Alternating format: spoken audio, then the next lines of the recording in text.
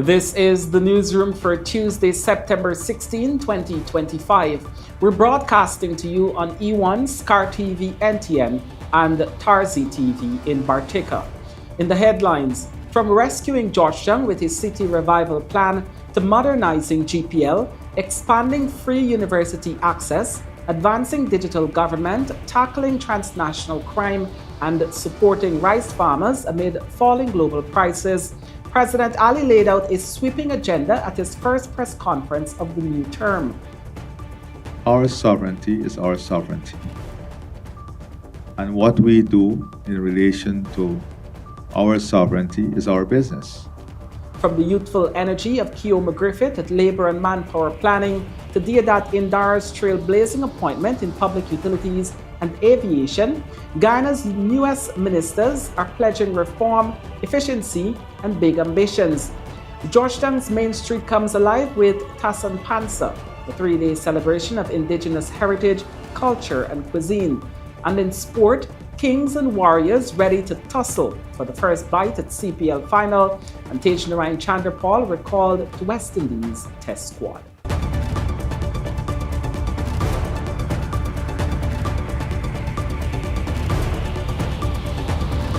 With the news, I'm Kurt Campbell. Thank you for joining us.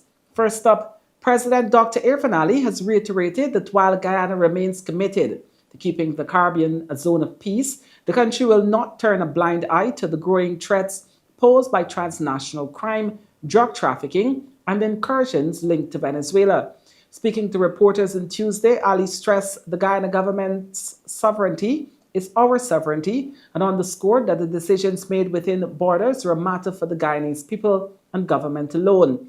At the same time, he said the government is acutely aware of the regional security environment, including illicit trafficking and organized criminal networks that threaten economies, social stability, and peace. I have heard a lot of statements out of Venezuela, some directed to me and our country. But let me say very clearly that our sovereignty is our sovereignty. And what we do in relation to our sovereignty is our business. Having said that, I want to make it very clear that our priority as a government and as a people is to ensure this region remains a zone of peace, to ensure that our region remains a zone of peace. Whilst our priority is to ensure that this region remains a zone of peace, we are also conscious of the impact of transnational crime, drug trafficking, and other forms of illicit activities and the impact it can have on our people, the region, and our economy here and the region. So we have made it very clear that together as a region, we said this before, we had a number of meetings in CARICOM. We had meetings with the US in which we emphasized the importance of fighting transnational crime and forming a coalition to target transnational crime. We tell you now that President Dr. Irfaan Ali has announced that Guyanese will soon be able to apply online for key government documents, including police clearances and birth and death certificates, as part of the administration's sweeping digitization agenda aimed at modernizing public services. Speaking at his first press conference of his second term, President Ali said the government is pushing for a common framework and common system across state agencies to ensure efficiency, transparency, and ease of access. As you know, a few days ago, I held a meeting with all the IT heads and outlined the digital transformation plan aimed at fully digitalizing all government services before the end of the second quarter in 2026. I have announced the appointment of the Chief Technology Officer, supported by the NDMA, to manage the digitization process and to implement a digital platform to monitor and track key performance indicators for government agencies, ensuring greater transparency, accountability, and efficiency. The National Digitization Initiative will be driven by strategic focus on digital infrastructure, artificial intelligence, cross-agency collaboration, and integration of ICT systems, so that we will have a common framework, a common system that is speaking to each other, that is integrated, that reduces the time to do business, that improves transparency, and this is across all agencies, including the security agency, the way in which you get a security clearance, the way in which you get your birth certificate, the way in which persons apply for a death certificate. All of these systems are actively being migrated on a digital platform. Just 2 days into his appointment as Guyana's new Minister of Labour and Manpower Planning, 32-year-old attorney Keoma Griffith says he's still pinching himself. A surprise pick in President Dr. Irfaan Ali's expanded cabinet, Griffith steps into the role as the youngest minister, pledging to bring vibrant reform and stronger protection for Guyana's growing workforce. Dr. Irfaan Ali, re-elected as President of Guyana for a second term, has sworn in his cabinet. Several ministers who served in the previous cabinet has returned to this cabinet, retaining their old portfolios, while others were switched around. We saw some shake-up. But importantly, Dr. Ali created new ministries, and among those new ministries, we also saw several new faces now that the PPPC has an expanded mandate in the National Assembly. Joining us today is one of those fresh faces, a wild card, as some persons say, but really a surprise pick in the cabinet of Dr. Irfaan Ali, Minister of Labour and Manpower Planning, Keoma Griffith. Welcome, sir. Thank you. Thank you for having me. Good evening. Is that how it unfolded for you as a surprise? Is that how it unfolded for you? I've had the opportunity to work closely with the president, having served in his Youth Advisory Council. I've operated in other capacities on behalf of the government. So I've been exposed to the president. I know some of his work ethic, and he has had the opportunity to counsel me and mentor me as much as he's obviously the president. Right. But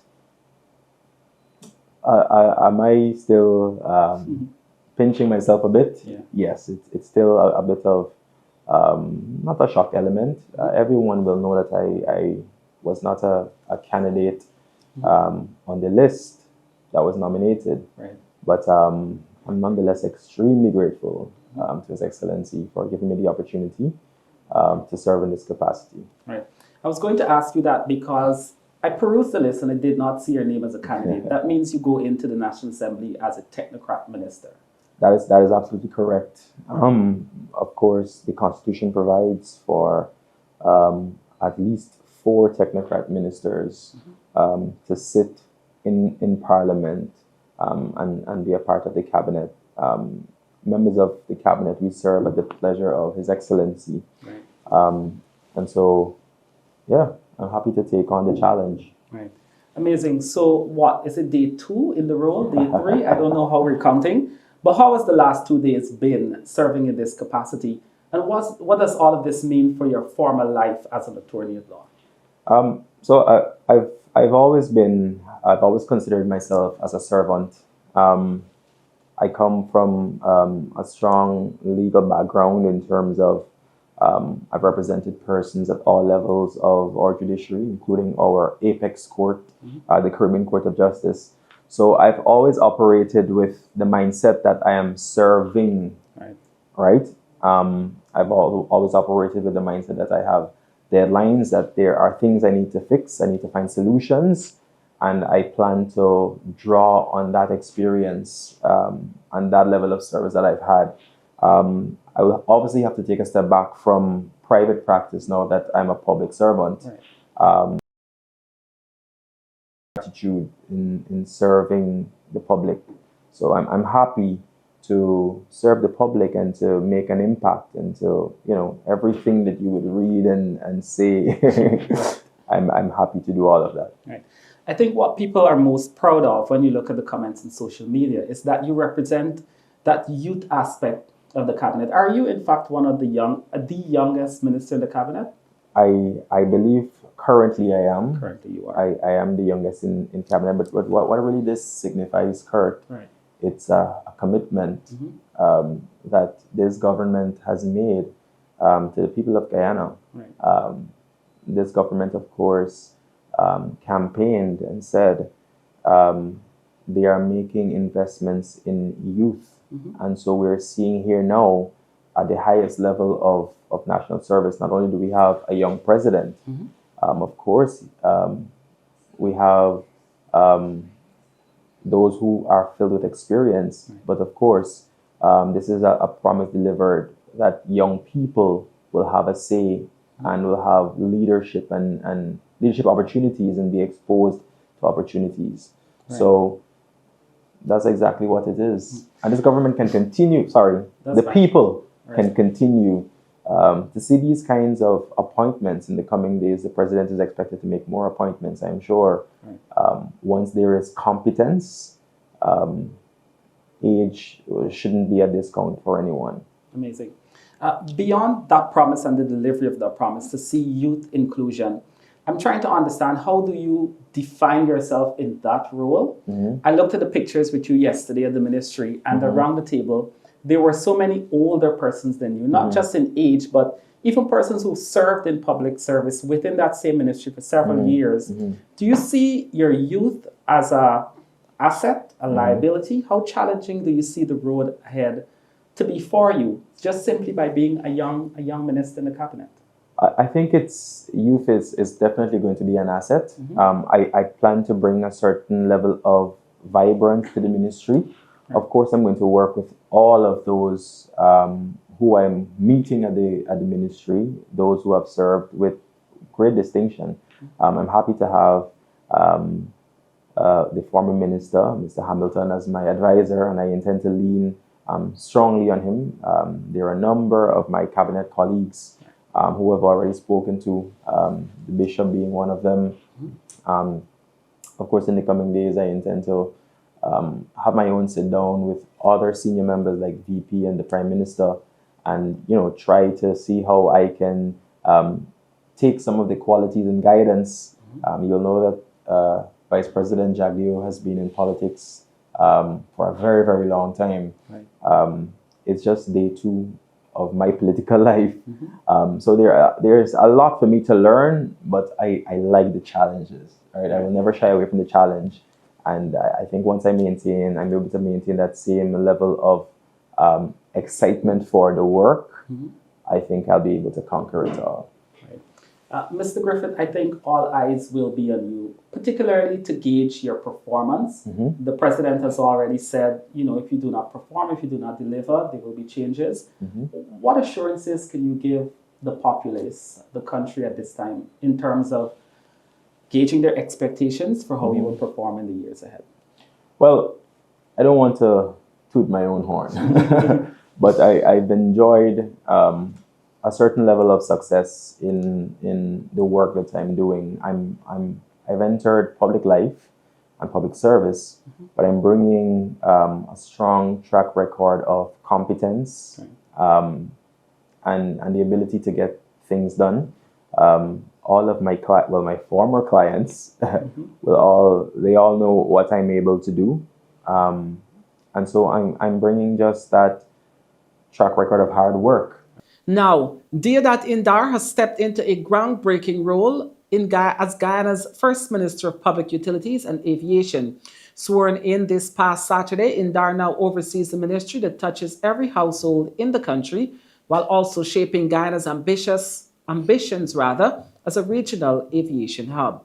The Ministry of Public Utilities and Aviation brings together essential services, water, electricity, maritime, and aviation under one umbrella, with support responsibilities for the energy sector through the Office of the Prime Minister.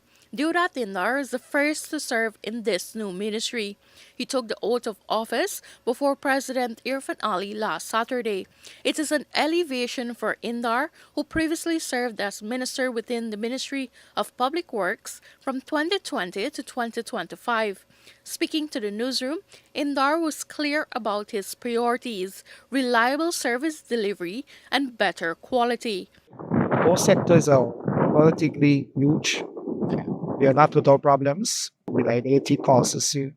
Water, on the other hand, similarly, access, the quality of it, and the cost. So those two are two major areas of countries, service delivery, and so it's a big challenge because these sectors were there since we were a republic. And we've been building on them, but we reached a point in our country's history where, we need to make sure that, you have reliable supply, and the quality of the supply is where I think should be cost effective.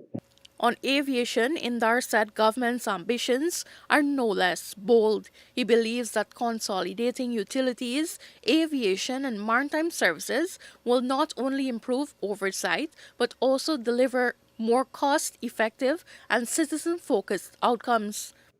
It is necessary for us to have the amount of power supply to deal with people. Where you put on your light, you want your light to come on. You turn on the tap, you want the water to come. The aviation sector, look at that sector.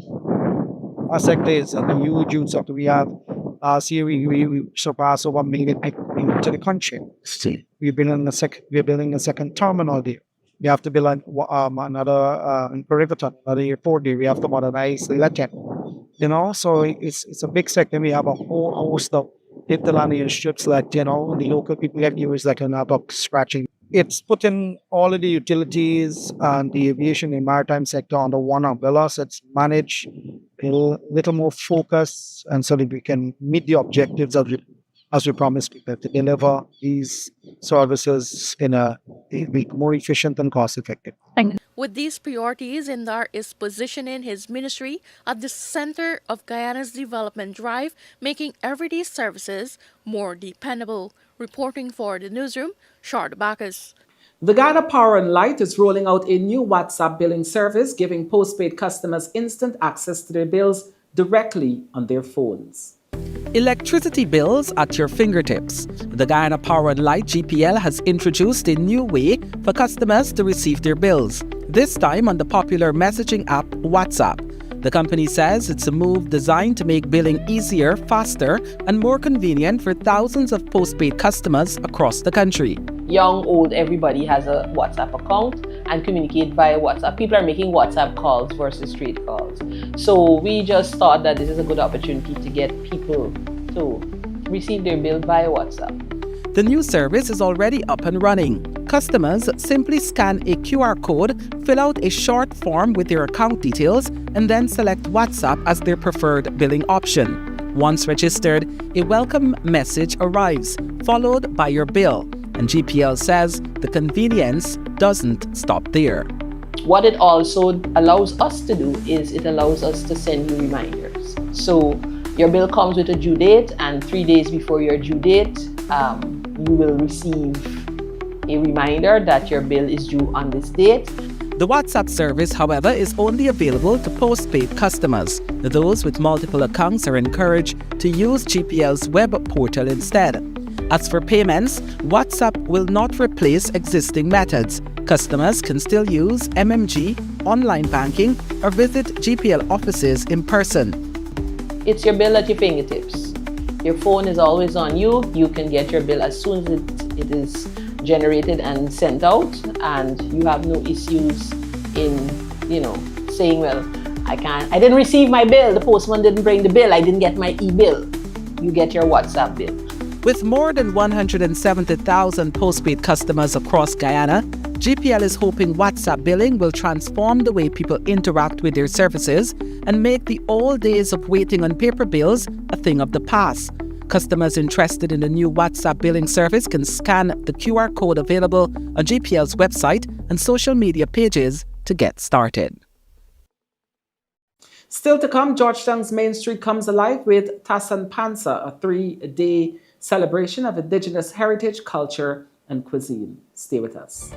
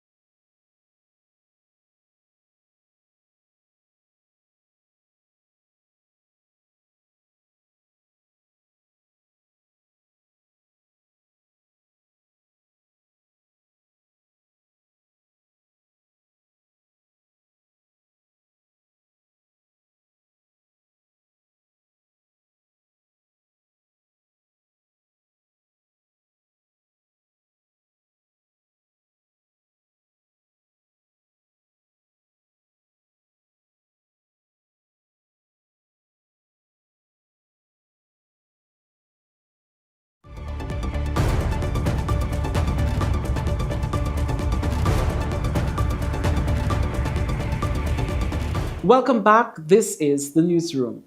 Guyana's electricity demand has surged unprecedented levels, with the country recording a peak of 221.3 megawatts in September, up from 180 megawatts during the same period last year. The surge is putting increased pressure on the national grid, with authorities pointing to the gas to shore project as the critical solution to meeting the growing energy needs. This was revealed by Minister of Public Utilities and Aviation Deodat Indar on Monday. He said the demand is expected to climb even higher in the coming months. A few days ago, a report was sent to me by GPL. 221.3 megawatts was the peak demand. The country demanding 221.3 megawatt of power.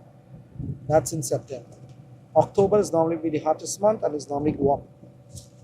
A year from now, last year, the same time, last year was about 180 megawatts. So you see it went up by 20, 40 something megawatts, 43 point something megawatts. Last year from now, the demand. Coming to this next year, around the same time, with the housing development that we intend to put in, the president made a serious promise on housing, 40,000 houses to be built, plus the existing house lots that are being developed, plus the commercialization of that sector where houses are being built, hotels are being built. People are putting up houses and renting them. All sorts of demand is on the grid. It will go up. So the delivery of this plant is an eager thing. You know, you want to see it happen. As you know, we're working on a rebaseline schedule, and we're doing all our effort to provide a staggered approach to start up the units. We are getting ready to release that schedule by the end of the month. Again, we're working right now on optimizing the simple cycle, unit by unit startup, so we can provide electricity at the earliest opportunity, even though it's not the full simple cycle, but we will have some options so you can guide us to which is your preference on the. But then I would like to ask from you some patience as we will finalize this in the upcoming weeks. I think 2 more weeks to have it ready and tested before we can release that schedule for your review. Main Street is being transformed over the next 3 days with Tasinpansa, a celebration of Indigenous heritage showcasing traditional dishes, crafts, and culture. Tasinpansa is a Mukushi word meaning happy. From Tuesday to Thursday, visitors can enjoy a vibrant cultural marketplace, an Indigenous fashion showcase, and a concert. This year marks the 3rd edition of the festival in Georgetown. I'm Calvin Roberts, better known as the Lacuna King, and I'm here at Tasinpansa, which simply means happy. It's a Mukushi word. In the month of September, we celebrate and we honor the Indigenous people, and this is a time for us to celebrate and to be happy and to be joyous. As you can see, if you walk down the avenue, you will see different vendors are selling their products, their Indigenous cuisine, their beverages. Of course, we have the crafts as well. And it's basically a time for us to just celebrate in unity, as the theme rightfully says, igniting unity, celebrating progress, advancing our culture. And that is exactly what we're doing out here on Main Street. My name is Sharon Stanton, and I'm from Phoenix, Leguan. And I'm so happy to be out here today to advertise my Amerindian outfit and accessories. Mayor's School is now required to provide supporting documents, either approved or in the process of being approved, in order to continue its occupancy of Farnham Ground, Sobrianville, where it currently accommodates more than 2,000 students. Behind me is the temporary setup for the May School. The structures being built by the school are an issue which is being addressed through the Georgetown Mayor and City Council's office. Mayor Alfred Mentor expressed support for the school's efforts to provide students with a comfortable environment as the institution is yet to be rebuilt after being destroyed by a fire in March 2025. During a meeting on Monday, attorney Elizabeth Dean Hughes, representing residents of the area, said the residents would prefer that the ongoing construction be halted. However, attorney Manoj Narayan, who appeared on behalf of the school's owner, David Sugrim, explained that an application for approval to continue the work had already been submitted. He found construction does not breach the initial agreement. The school was initially granted approval by the mayor to use the ground for 1 year while rebuilding its permanent structure, the original building. However, no permission was given for the construction of permanent buildings, and the ground is to be returned to its original state once the school vacates. The current structure that Mr. Subrim is built, there are no permanent fixtures or fittings or erections on that road.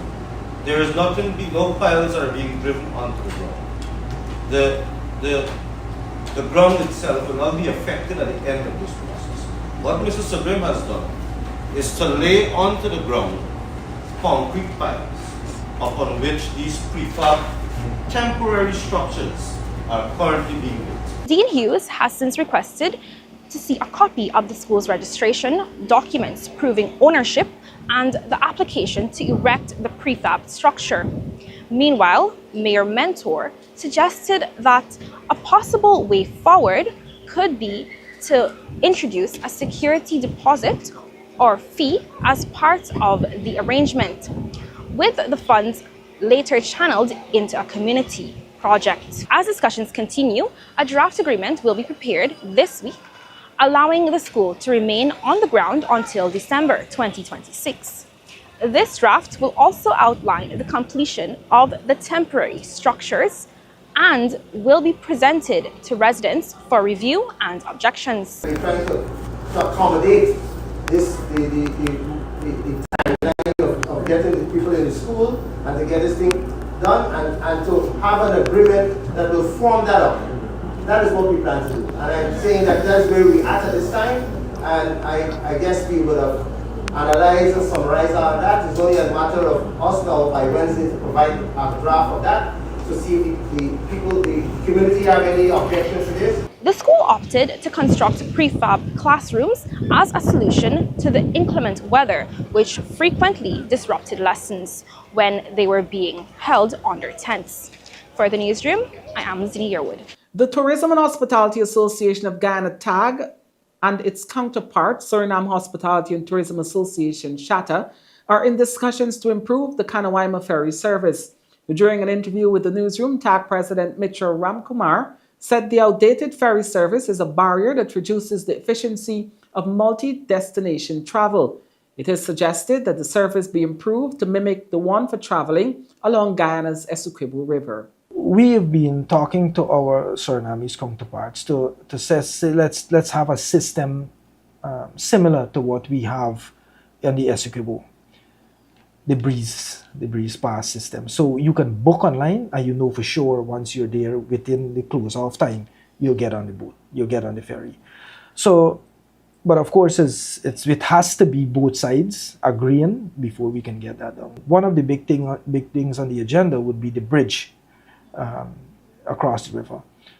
But in the meantime, we need to keep the momentum and we need to ensure that there's hassle-free travel. Doing conferences, doing events such as these for the destination. You have a lot of people traveling, you have a lot of traffic, and it's widespread. The long-awaited construction of the main access road into St. Cuthbert's Mission is nearing completion. According to the village Tushao, Alvaro Simon, once completed, the road will bring relief and new opportunities. Speaking with the newsroom on Tuesday, Alvaro explained that the project, which began in August, is already 90% completed in its first phase. The $1 billion project being executed by Mohammed's Excavation Services is transforming the 12-mile stretch from the Linden Highway into the village. Simon is confident that the road will lead to the transformation of the tourism and agriculture sectors in the village. It means a lot, especially with our tourism right now. With the road as it was before, over the past year, with the amount of infrastructure, in terms of the enhancement of services, both infrastructure-wise and our human capacity to village, our human resources, the training of more tour guides and stuff, we've seen an increase in over 40% of tourists. And with the road now being as good as the best it's ever been, we're expecting more tourists this year. So definitely for tourism, we're going to see more tourists coming in, and also going to make it easier to transport our agricultural produce from the village to Georgetown and other areas. Supposed to be completed the first phase, the throwing of the stones, the crusher on stone. And it's supposed to be sprayed with SKAR afterwards. We were hoping it was supposed to complete for next week in time for Heritage. It was always a sandy road. A few years ago, we upgraded from sand to loam. The sand was washing away very easily with the rains. Well, the loam is also posed its own challenges. It was easier to create potholes with the loam. From time to time, we would grade it. It would hold out, but after grading it every year for Heritage, we realized that we're grading the loam away, and so it's becoming sandier again. So it makes it harder for the cars to come through right now. Persons are driving more cars than you're driving 4x4 off-roads. So it poses a huge challenge for them, the maintenance cost of the vehicles risen due to the fact that, the potholes and the road also washed away when it rains heavily. So that is going to definitely stop. I'm very confident about that. Besides that, we just want people to know that the workforce is generally made up of persons from the village. So persons are getting employed with the contractors. So they're getting a direct benefit from the project as well. And the one that's taken by NDIA, it's a concrete road. Previously we had a single lane, now it's a double lane. It's going to be 50% completed by next week for Heritage. 100% completion will be maybe sometime in October. When the newsroom returns, the financial, weather, and bridge reports, along with sport news. Stay with us.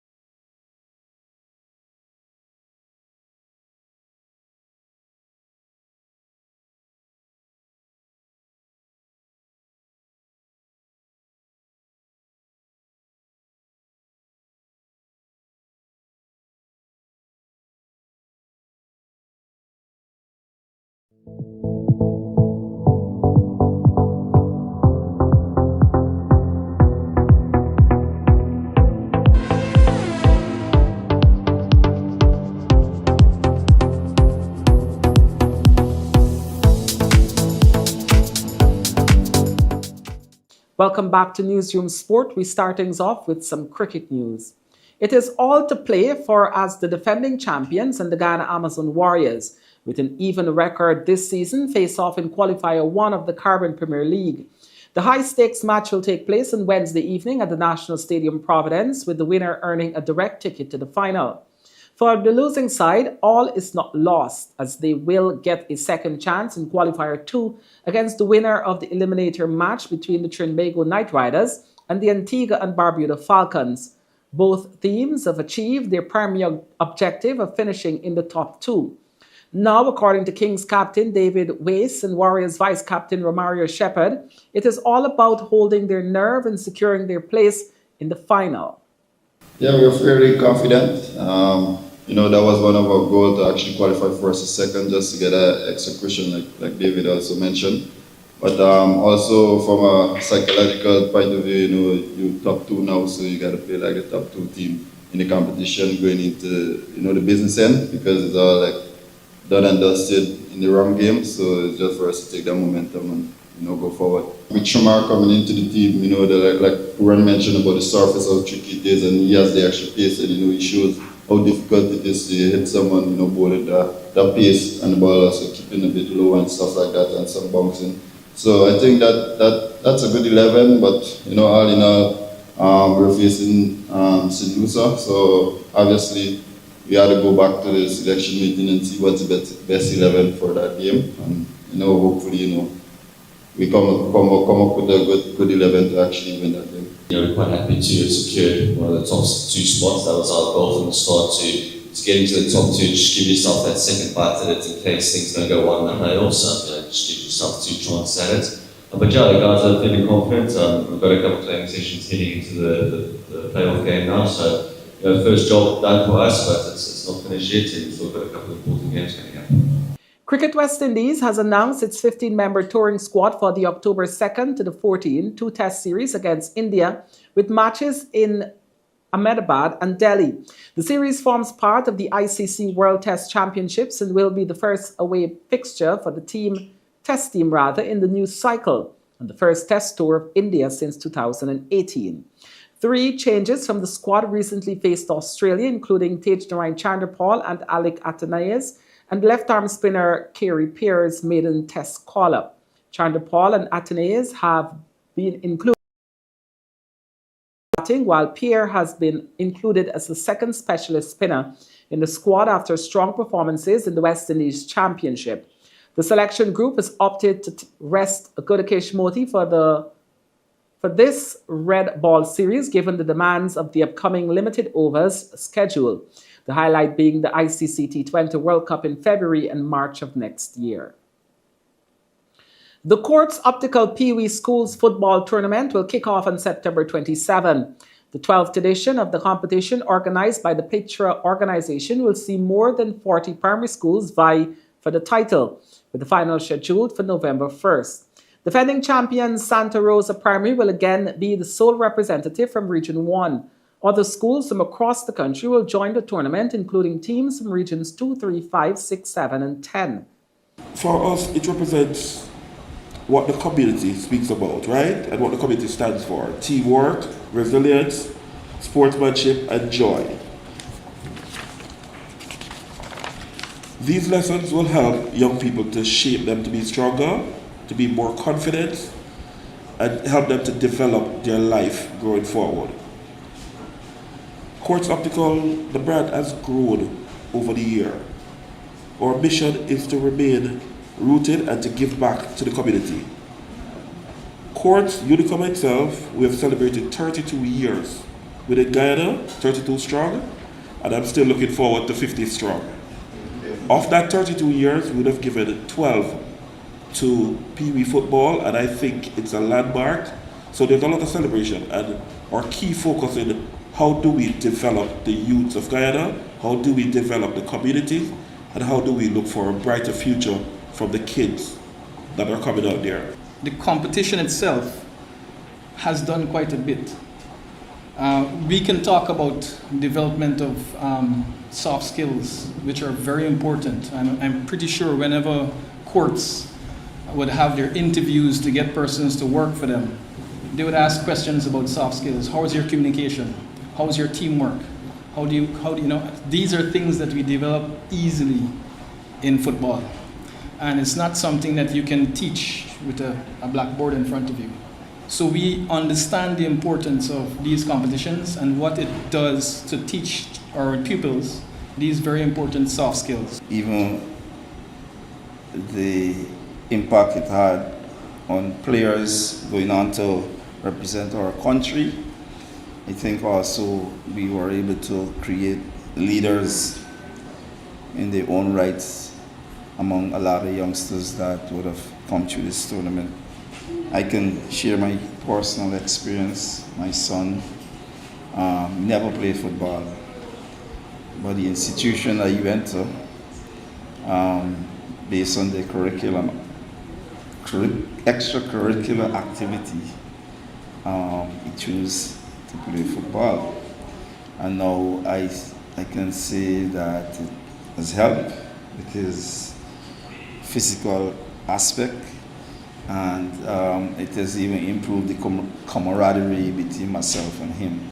The Ministry of Culture, Youth and Sport has welcomed back Minister Charles Ramson Jr. and welcomed new Minister Stephen Jacobs, who will serve as the minister within the ministry. The two leaders have already begun their work, with Minister Ramson introducing Minister Jacobs to the staff and key directors, briefing him on the ministry's programs and achievements over the past 5 years. Both ministers have emphasized the importance of teamwork in their new roles and reaffirmed their dedication to delivering on the vision of President Irfaan Ali. They also conducted an inspection of the National Stadium Providence to address a robust maintenance program. Jacobs, the former athlete, expressed his enthusiasm and pleasure in joining the team. He praised for his tireless work in serving the people of Guyana. And with that, we've come to the end of this newscast. On behalf of the news and technical teams, I'm Kurt Campbell saying thank you.